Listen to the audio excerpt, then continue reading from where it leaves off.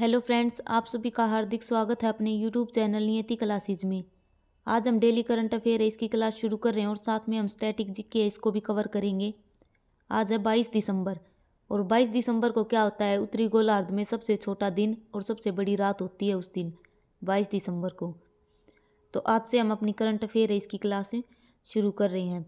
तो first question क्या है हमारा यहाँ पर, हाल ही में चर्चा में रहा ऑपरेशन प्रोस्पेरिटी गार्जियन किसने लॉन्च किया है। तो ये ऑपरेशन किस लिए लॉन्च किया गया है, जो हौती विद्रोही हैं वे कहाँ पर अटैक करते हैं। ये ऑपरेशन प्रोस्पेरिटी गार्जियन है, ये यूएसए ने शुरू किया है और ये कहाँ पर किया है, ये लाल सागर में किया है। ये देखिए, ये हमारा अफ्रीका और ये साउथ अमेरिका और यहाँ पर ये स्वेज नहर है। भूमध्य सागर और लाल सागर इन दोनों के बीच में कौन सी है, स्वेज नहर। और कोई भी जहाज अगर यहाँ से यहाँ पर एंटर करेगा तो लाल सागर में क्या है, हौती विद्रोही हैं यमन के, यमन देश है इसके जो ये विद्रोही हैं यहाँ पर जहाज को लूट लेते हैं। और इसीलिए लाल सागर में जो यूएसए है, अमेरिका है, इसने क्या शुरू किया है, प्रोस्पेरिटी गार्जियन ऑपरेशन है ये शुरू किया है। तो प्रोस्पेरिटी गार्जियन ऑपरेशन है ये अमेरिका ने शुरू किया है। अगर हम अमेरिका की बात करें तो इसकी राजधानी क्या है, वाशिंगटन डीसी। और वाशिंगटन डीसी है ये पोटामैक नदी के किनारे स्थित है। और वाशिंगटन डीसी में ही वर्ल्ड बैंक और आईएमएफ इन दोनों का हेडक्वार्टर कहाँ पर है, वाशिंगटन में। जो अमेरिका है, अमेरिका एक शहर है न्यूयॉर्क, और जो ये न्यूयॉर्क शहर है ये हडसन नदी के किनारे स्थित है। और यहाँ से मेन क्वेश्चन क्या है, भूमध्य सागर और लाल सागर को जोड़ने वाली नहर कौन सी है, स्वेज नहर, ये जरूर याद रखना है। और लाल सागर और यहाँ पर है अदन की खाड़ी, इन दोनों को जोड़ने वाली कौन सी है, बाब उल मंदेव संधि, यानी कि आंसुओं का द्वार ये भी इसे कहा जाता है। लाल सागर और अदन की खाड़ी को जोड़ने वाली कौन है, बाब उल मंदेव संधि।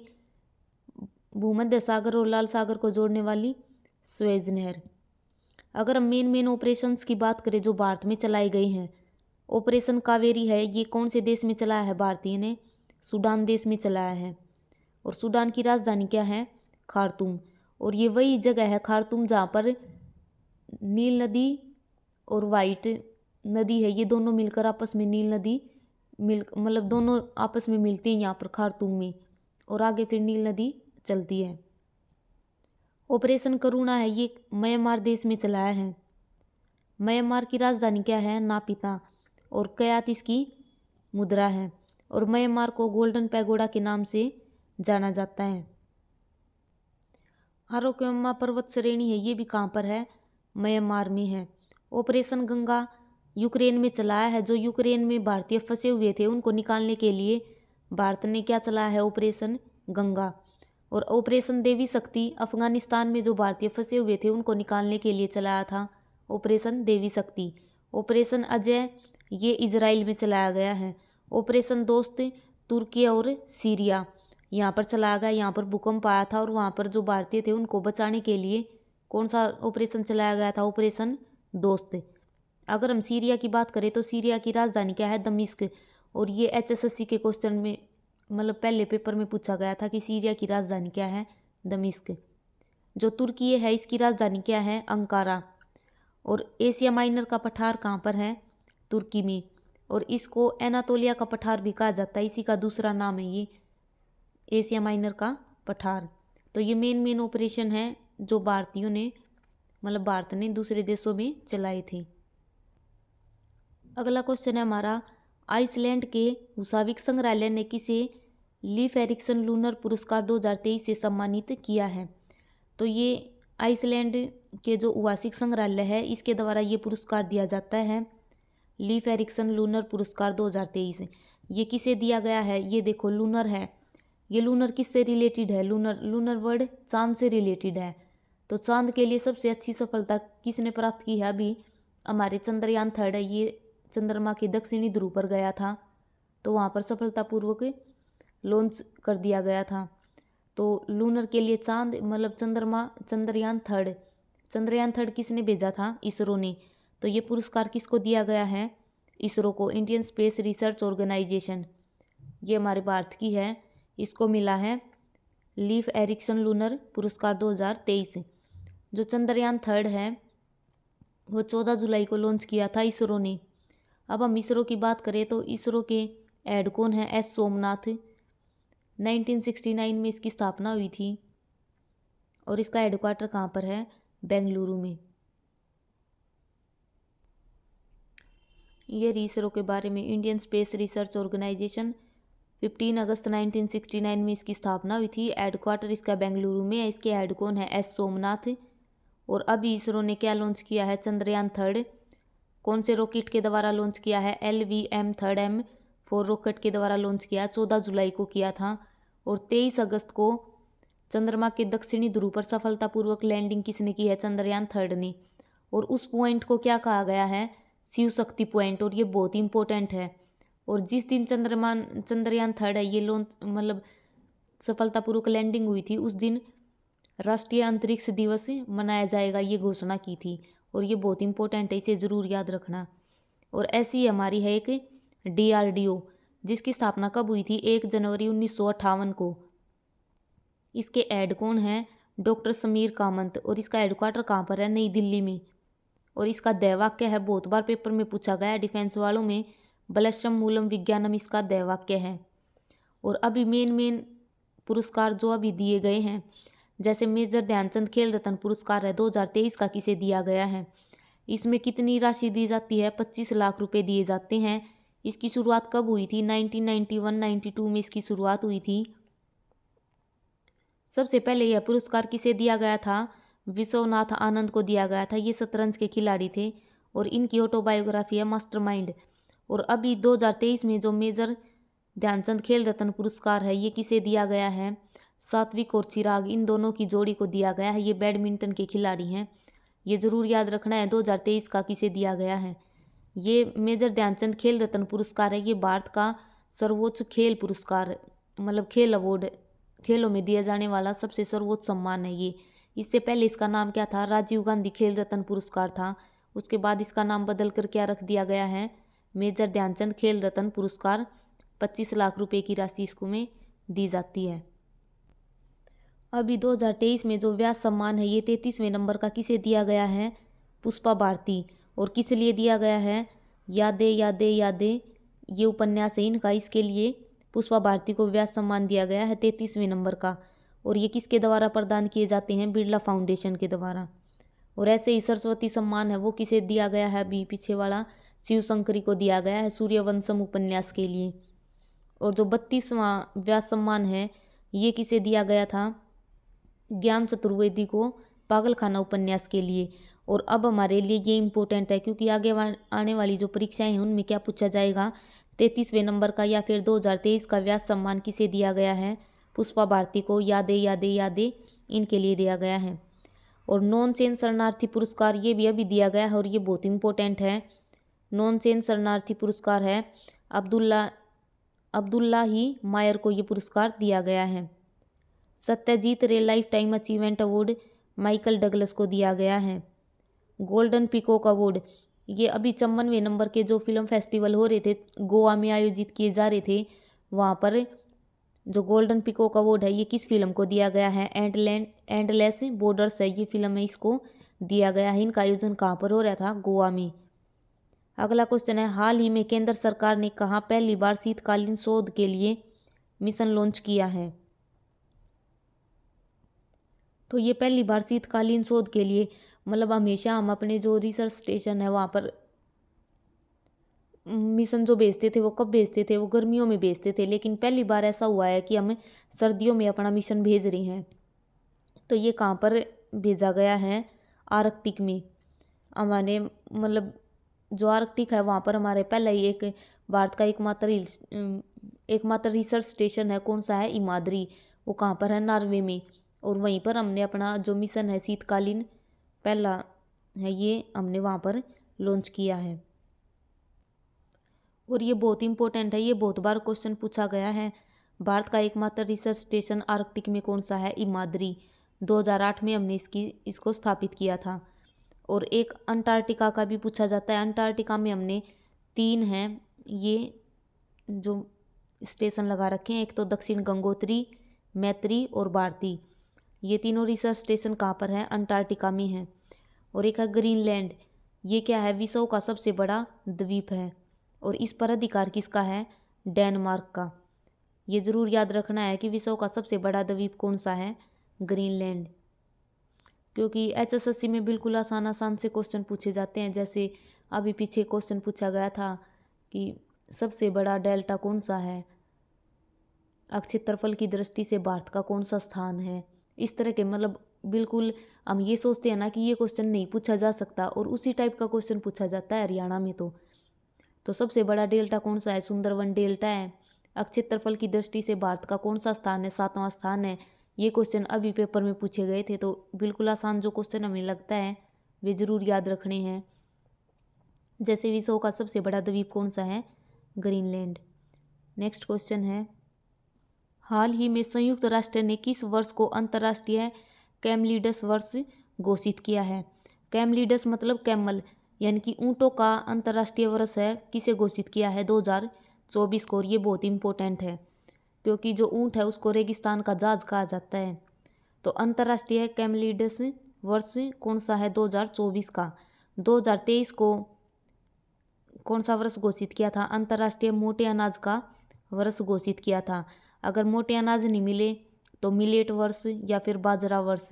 बाजरा भी मोटे अनाज के अंदर आता है तो बाजरा वर्ष भी बोला जा सकता है। मिलेट है, मोटे अनाज को ही बोलते हैं इसको भी। तो मिलेट वर्ष ये 2023 का घोषित किया था। संयुक्त राष्ट्र यानी कि यूनाइटेड नेशन ने ये घोषित किया है। अंतर्राष्ट्रीय ऊँटों का वर्ष कौन सा है? 2024। और यूनाइटेड नेशन है, इसी ने अंतर्राष्ट्रीय जैव विविधता वर्ष कौन सा घोषित किया था? 2010 का। और ये तीनों के तीनों बहुत इंपॉर्टेंट है क्योंकि ये पेपर में पूछे जा चुके हैं। अगर हम यूनाइटेड नेशन की बात करें तो इसकी स्थापना कब हुई थी? 24 अक्टूबर 1945 को हुई थी। इसका हेडक्वार्टर कहाँ पर है? न्यूयॉर्क में। और अभी बताया था जो न्यूयॉर्क है ये हडसन नदी के किनारे स्थित है। और वर्तमान में जो यूनाइटेड नेशन ऑर्गेनाइजेशन है इसके हेड कौन है? एंटोनियो गुटेरिस, जो पुर्तगाल के हैं। और पहले कौन थे? त्रिगवेली नॉर्वे के थे। अगर भारत का राष्ट्रीय जलीय जीव है ये पूछा जाए तो क्या है? गंगा डॉल्फिन। और 5 अक्टूबर 2009 को इसकी घोषणा की थी। और 5 अक्टूबर को ही हम डॉल्फिन दिवस मनाते हैं। कौन से दो जीवों में आरबीसी की मतलब आरबीसी है ये मतलब किसी में भी आरबीसी है उसमें केंद्रक नहीं पाया जाता, लेकिन इसका एक अपवाद है। दो जीव है जिनकी आरबीसी में केंद्रक पाया जाता है। तो कौन कौन से हैं? ऊँट और लामा। जो आरबीसीज है इनका कार्यकाल कितना होता है? 120 दिन का। और इनका कब्रिस्तान यानी कि यहाँ पर स्प्लीन या फिर प्लिया, यहाँ पर ये मरते हैं। इनका आरबीसी का कब्रिस्तान किसे कहा जाता है? प्लिया को। और ये क्लास बहुत इंपॉर्टेंट है क्योंकि आज के बहुत इंपॉर्टेंट क्वेश्चन है जो आगे आने वाली परीक्षाओं में पूछे जा सकते हैं। अगला क्वेश्चन है, हिंदी भाषा का साहित्य अकादमी वार्षिक पुरस्कार 2023 किसे मिला है? जो साहित्य अकादमी पुरस्कार हैं ये साहित्य अकादमी द्वारा दिए जाते हैं। इसकी स्थापना कब हुई थी? 1954 में हुई थी। और ये पुरस्कार 24 भाषाओं में दिए जाते हैं। 22 तो हमारी संविधान की भाषाएं, एक इंग्लिश और एक राजस्थानी। इन 24 भाषाओं में ये पुरस्कार दिया जाता है। और तो हिंदी का जो पुरस्कार है ये किसे दिया गया है? ये संजीव को दिया गया है। ये यूपी के हैं, उत्तर प्रदेश के संजीव। इनका उपन्यास क्या है? मुझे पहचानो, ये इनका उपन्यास है। इसके लिए इसे हिंदी का साहित्य अकादमी पुरस्कार दिया गया है। जो इंग्लिश है उसका किसे दिया गया है? नीलम शरण गौर को दिया गया है। रिक्विम इन राग जानकी, इसके लिए इसको दिया गया है। अगर हम यहाँ पर भाषाओं की बात करें तो हमारे संविधान की 8वीं अनुसूची में भाषाओं का वर्णन किया गया है। मूल संविधान में 14 भाषाओं का वर्णन किया गया था। और 15वीं भाषा कौन सी थी? 21वें संविधान संशोधन के द्वारा ऐड की गई थी सिंधी भाषा। उसके बाद नेपाली, मणिपुरी और कोंकणी, ये 3 भाषाएं 71वें संविधान संशोधन के द्वारा संविधान में जोड़ी गई। उसके बाद 92वें संविधान के संशोधन के द्वारा 4 भाषाएं और जोड़ी गई थी, बोडो, डोगरी, संथाली और मैथिली। ये 22 भाषाएं हैं। इनका वर्णन हमारी 8वीं अनुसूची है उसमें किया गया है। और 2023 में जो बुकर पुरस्कार है, ये जो पुरस्कार है इनकी बात हो रही है तो ये मेन 2 पुरस्कार हैं। ये हर बार पेपर में पूछे जाते हैं। जो बुकर पुरस्कार है 2023 का ये किसे मिला है? पॉल लिंच को मिला है, प्रॉफिट सॉन्ग के लिए। और बुकर पुरस्कार पाने वाली पहली भारतीय महिला कौन है? अरुंधति रॉय। और इतनी बार ये क्वेश्चन एसएससी में रिपीट हो चुका है कि बुकर पुरस्कार पाने वाली पहली भारतीय कौन है और अंतर्राष्ट्रीय बुकर पुरस्कार पाने वाली पहली भारतीय कौन है। तो अंतर्राष्ट्रीय बुकर पुरस्कार पाने वाली पहली भारतीय कौन है? गीतांजलि सरी। 2022 का ही नहीं मिला था अंतर्राष्ट्रीय बुकर पुरस्कार गीतांजलि सरी को टॉम ऑफ सैंड, रेत की समाधि के लिए। और 2023 में अंतर्राष्ट्रीय बुकर पुरस्कार है किसे मिला है? जॉर्जी गोस्पिडनो को मिला है। बुकर पुरस्कार पाने वाली पहली भारतीय कौन है? अरुंधति रॉय। किस लिए मिला था? The God of small thing, इसके लिए मिला था इन्हें। जो ग्रैमी अवार्ड है ये किसे मिला है? 2023 में रिकी केज को। और ये संगीत के क्षेत्र में दिया जाता है और तीसरी बार प्राप्त करने वाले हैं ये भारतीय। और ये बहुत इंपॉर्टेंट है क्योंकि इसने तीसरी बार इस अवार्ड को जीता है। एमी अवार्ड है ये टेलीविज़न के क्षेत्र में दिया जाता है और एमी अवार्ड पाने वाले पहले कौन बने हैं भारतीय? वीरदास। कॉमेडी के क्षेत्र में पहले हैं ये। कॉमेडी के क्षेत्र में पहले भारतीय कौन है? वीरदास। और ये बहुत इंपॉर्टेंट है, आगे आने वाली परीक्षाओं में ज़रूर पूछा जाएगा। जो एमी अवार्ड है ये टेलीविज़न के क्षेत्र में दिया जाता है। अगर वीडियो अच्छी लगे तो वीडियो को लाइक करना, शेयर करना और चैनल को सब्सक्राइब करना। अगला क्वेश्चन है, हाल ही में भारत सरकार ने साइबर अपराध के किस प्रारूप के प्रति चेतावनी जारी की है? जो भारत सरकार है ये साइबर अपराध क्या होता है? जैसे ऑनलाइन कुछ भी धोखाधड़ी करना, साइबर अटैक, हमारे पास मैसेजेस आते हैं कि आपका मतलब एटीएम बंद हो चुका है, ओटीपी भरिए, इस तरह के जो लिंक आते हैं ये क्या होते हैं? ये साइबर अपराध के अंदर आते हैं। तो किस में चेतावनी दी है? स्मिशिंग। स्मिशिंग एसएमएस और फिशिंग इन दोनों को मिलाकर बनाया है स्मिशिंग। एसएमएस मतलब शॉर्ट मैसेज सर्विस और फिशिंग इन दोनों को मिलाकर क्या बनाया है? स्मिशिंग। और इसके प्रति क्या दी है? चेतावनी दी है, साइबर अपराध है इसके प्रति। अगर हम बात करें सूचना का अधिकार, इसका एक्ट कौन सा है? राइट टू इन्फॉर्मेशन एक्ट 12 अक्टूबर 2005 का ये एक्ट है। और ये कब लागू हुआ था? 12 अक्टूबर को। सूचना तकनीक आईटी एक्ट, इंफॉर्मेशन टेक्नोलॉजी है ये एक्ट कब का है? 2000 का। और डीजी कवच किसने लॉन्च किया है? ये साइबर अपराध के लिए ही किया है। किसने किया है? गूगल ने। और गूगल के सीईओ कौन है? सुंदर पिचोई। अगला क्वेश्चन है, हाल ही में चिल्लई कला कहाँ पर आरंभ हुई है? जो चिल्लई कला है इसका मतलब क्या है? मतलब कड़ाके की ठंड, बहुत ज़्यादा ठंड है अभी सर्दियों में, अभी पड़ने वाली है, 40 दिन पड़ेगी। और ये कहाँ पर शुरू की गई है? जम्मू कश्मीर में। मतलब आड जाडा चढ़ जा, वो क्या कर रहा है उसको कहते हैं चिल्लई कला। बहुत कड़ाके की ठंड है। ये कहाँ पर शुरू हुई है? ये जम्मू कश्मीर में शुरू हुई है। अगर हम जम्मू कश्मीर की बात करें तो 31 अक्टूबर 2019 को जम्मू कश्मीर है इसको केंद्र शासित प्रदेश बनाया गया था। डल झील, वुलर झील ये मीठे पानी की झील है ये। तो ये दोनों कहाँ पर हैं? जम्मू कश्मीर में। देंग पटकई नेशनल पार्क, ये जो देंग पटकी नेशनल पार्क है ये कहाँ पर है? ये असम में है, ये जम्मू कश्मीर में नहीं है। केसर और जाफरान इसी का नाम है ये जाफरान। केसर की खेती कहाँ पर की जाती है? सबसे अधिक जम्मू कश्मीर में। इसके लिए बहुत फेमस है जम्मू कश्मीर। और जो इसकी खेती की जाती है वो कौन सी भूमि पर की जाती है? जो करेवा है इस भूमि पर ये खेती की जाती है। दाचिंगम नेशनल पार्क है ये कहाँ पर है? जम्मू कश्मीर में। ये देंग पटकई नेशनल पार्क यहाँ पर नहीं है। कहीं ये सोचो ये लिख रखा है देंग पटकई नेशनल पार्क असम में है, ये यहाँ पर गलती से लिखा गया। जो दाचिंगम नेशनल पार्क है ना ये है जम्मू कश्मीर में। और ये अंगुल के लिए बहुत फेमस है। और अंगुल जम्मू कश्मीर का राष्ट्रीय पशु भी है।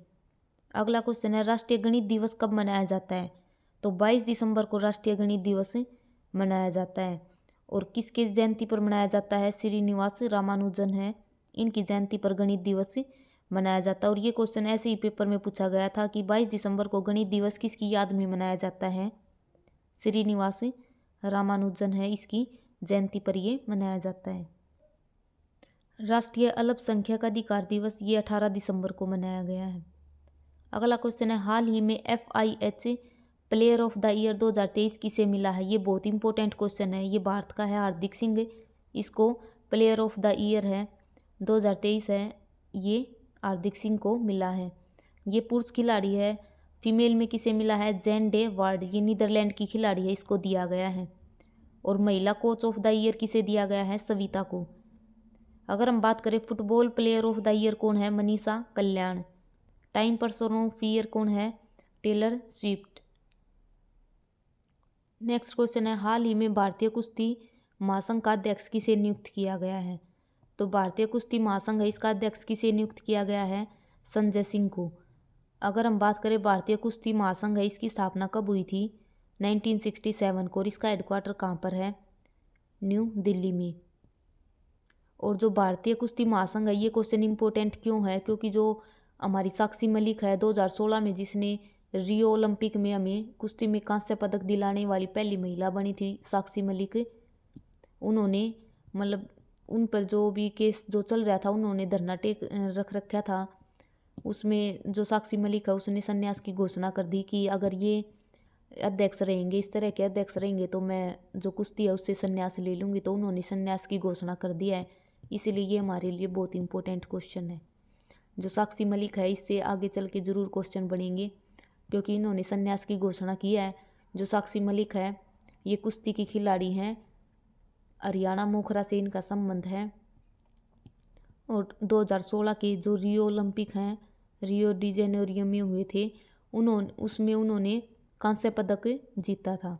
अगर वीडियो अच्छी लगे तो वीडियो को लाइक करना, शेयर करना और चैनल को सब्सक्राइब करना।